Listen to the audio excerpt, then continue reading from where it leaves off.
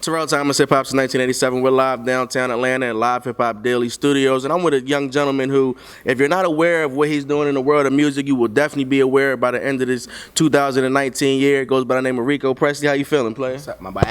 I'm great. Appreciate your time on this cold day in Atlanta. It's been cold out here for the past few days, but I understand you're heating things up right now in the streets. Now you're young. And you're making a lot of noise. You recently signed, well, not recently, but you signed with Mike Will's Eardrummers. You're from the Marietta area. So talk to me about how you got with Mike and how everything came about with Eardrummers. Well, when I first met Mike, I was just pretty much in the studio. I was pretty much like chilling. I didn't even think like the dude was around. I didn't even think he was around. Like I was just like on my normal stuff, like just vibing in the studio. And he came in, he was like, "This shit is hard. Like this is a hard ass song." And he was like instantly, he was like, "You're a superstar." He was like trying to like sign me like that day, like talking to my manager and everything. He was like, I fuck with him, and then after that, me and him just got really close. Like he's like a really genuine, like down to earth dude. So like he like I didn't really like have any problems getting like really close with him. Like so like we just got along like off rip. So I didn't have no problem signing with the Eardrummers. So like it was just a good fit because everybody on the squad, like, everybody on Eardrummer, everybody in the team was just. It just felt right, like everybody just fit perfectly. Everybody just gets along well, like in our label. So that shit's lit. So how long have you been doing things musically? Is this something you've been doing as a child? Is this something you were like, hey, you know, in school one day I have a talent and I can do it? Y'all might have been rapping in the lunchroom or something like that. When did your passion for music come about? And when did you start to take it seriously? Nah, my friend Leah Matt actually told me that I could be like famous. We were just like freestyling and like. Every time we would freestyle, mine would just be better than everybody else's. And like, cause I just have like, I'd be on beat and stuff, and I just like everybody would just kind of be off beat. Like I can just keep a beat like in my head like real fast and like just go fast with like my freestyles and stuff, and just like my style is different and stuff. So like, my friend was like, "Wait, you can literally be famous. Like you don't even understand. Like this, like you're actually really good." Like when he said it, it really clicked for me because like he's not like no average Joe. Like he's just like a real cool like down to earth dude. And he's not even like, he's not no lame dude. So I'm like, all right, bet. Like I really believe him. So like after that, we kind of just started making music together. And I just dropped my first song in high school, like when I was like a junior. And like everyone was like, oh shit, Rico got a song out. Like Rico got a song out, cause like everybody knew me. I wasn't even making no music. I was really hooping. But like when I was hooping, I hurt my knee. So like when I hurt my knee, I was going to my friend's crib to just like make music pretty much while I'm on crutches and stuff. So like.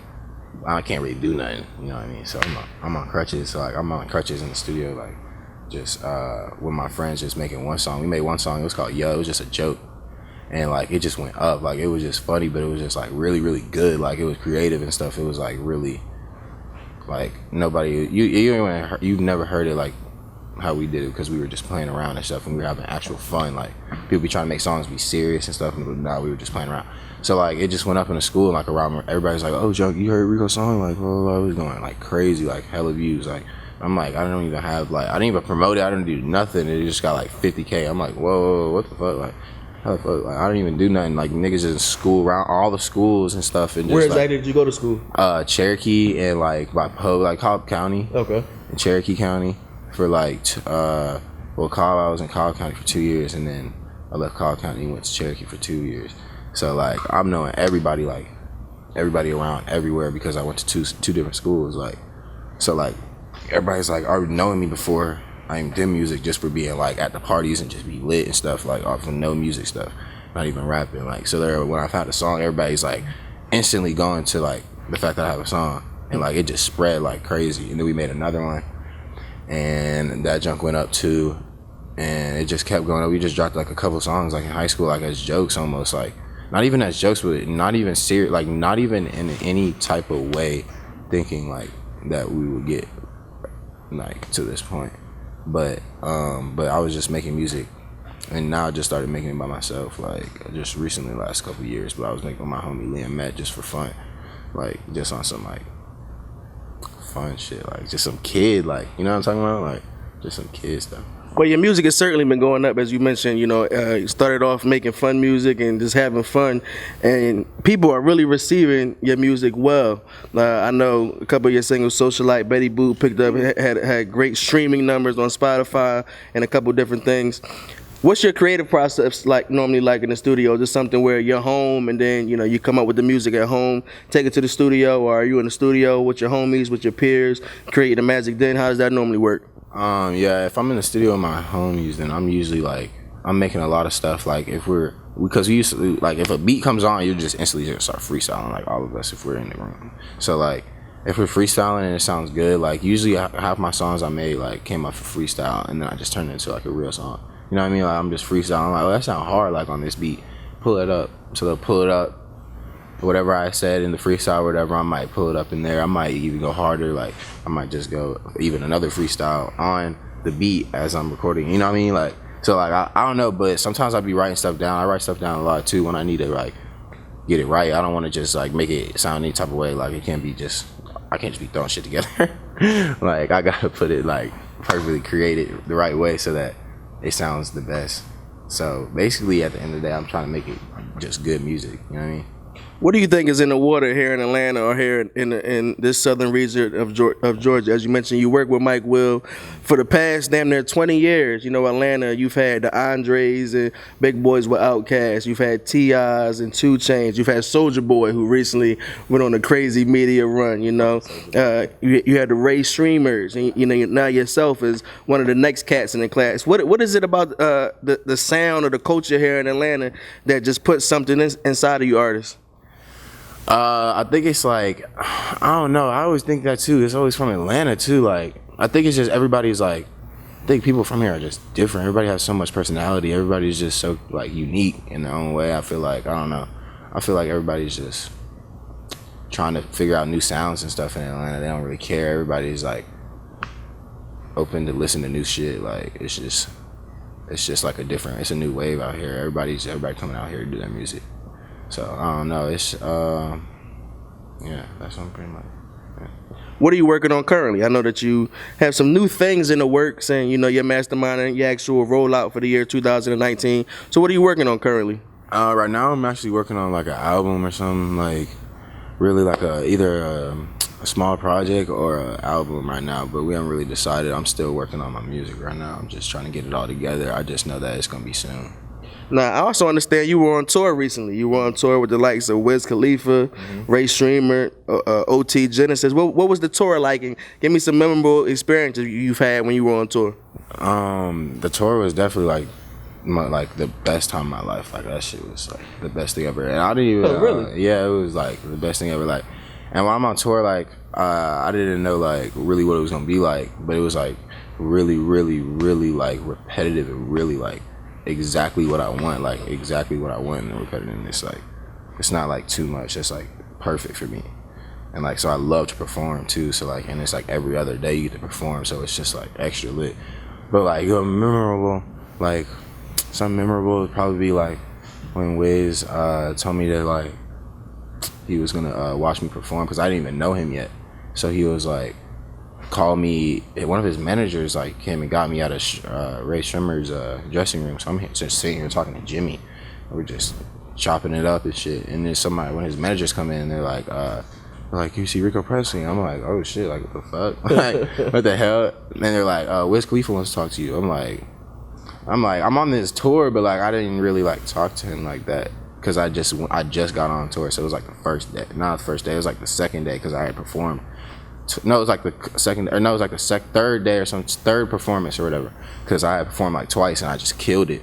So like it was just going around in the tour, like the staff and shit that like the performance was crazy. So like called me into the room and he was like, and like they're like, okay, wait out here for 1 second. And all right, went in there and like asked him if I could come in. And then I came in. He was like smoking a doobie. He's just like, this nigga was just like.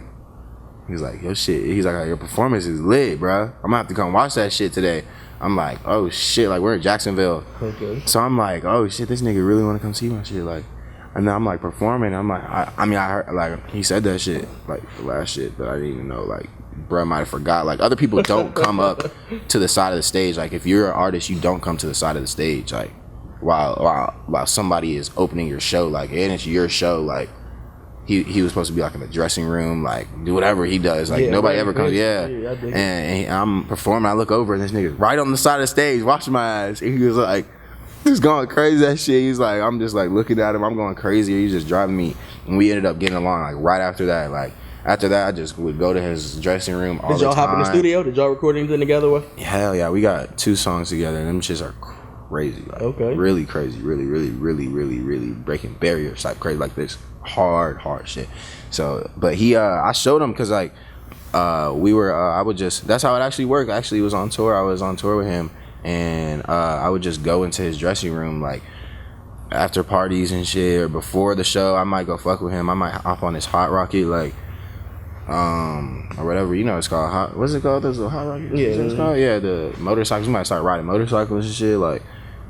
So I would go to his dressing room. This nigga always had his gin, like hella gas, like all the bitches, like, and shrimp and shit is the same exact way. So I would just switch and go back and forth to their shit. Like they'd fuck with me like real heavy. Like we would just be gassing, smoking, chilling with all girls and shit. Like it was just lit. And like after that, he was just fuck with me because you just see how cool I was. Like. And like we just get along because he's like a tall ass nigga. I'm like tall. We just get along. We just get along real good. So like funny, like laughing the whole time and shit, like just goofballing. Like this shit is hilarious. Like what did you learn from the cat? Like being on tour with a cat like Wiz Khalifa, being on tour with Ray Streamer. What did you learn from that experience? I actually learned a lot. Like I don't know. They just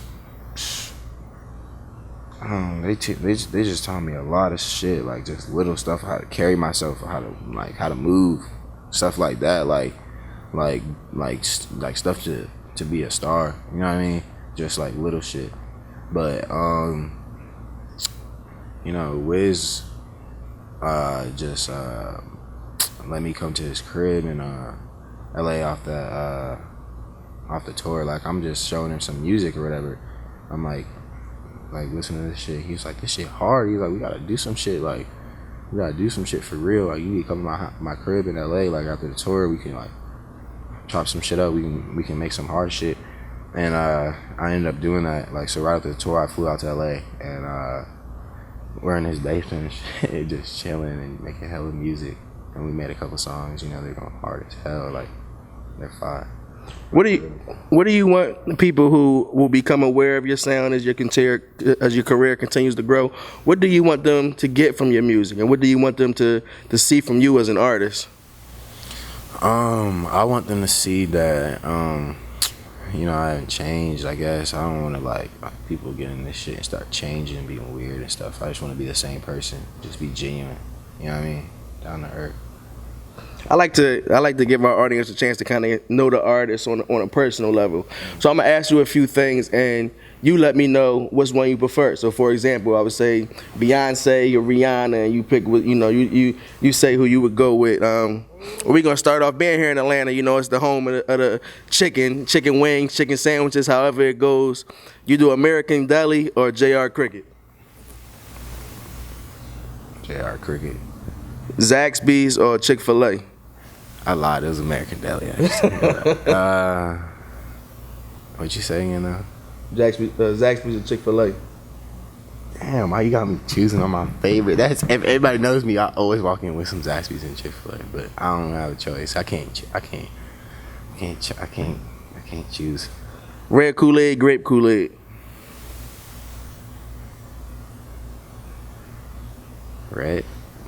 We just seen all the different cereals, of course. I ain't gonna ask you about the Booty-O's, but you going Lucky Charms or Fruit Loops? Booty-O's or something else. I'm going Cheerios. No, wait, you said Fruit Loops, right? Mm-hmm. Fruit Loops. I'm not going Cheerios. I'm going Fruit Loops. Okay, and then finally, fried fish or fried chicken? Fried chicken. What the hell?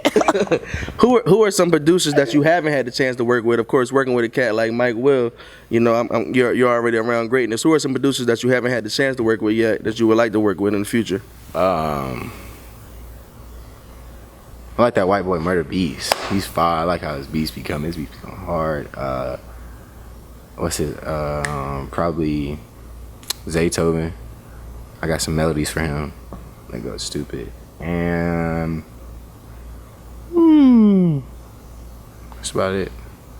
So what's next for Rico Pressley? As we mentioned, new project in the works that'll be dropping in a couple months or a couple weeks down the road. You continuously be dropping new singles in the meantime. But what's next for you as an artist? I'm not sure what's next, but for sure an album, a lot of new music for sure. Before I let you go, we're right down the street from Mercedes-Benz Stadium. Super Bowl 53 is right around the corner. What's your predictions? We got the New England Patriots and the Los Angeles Rams coming to town.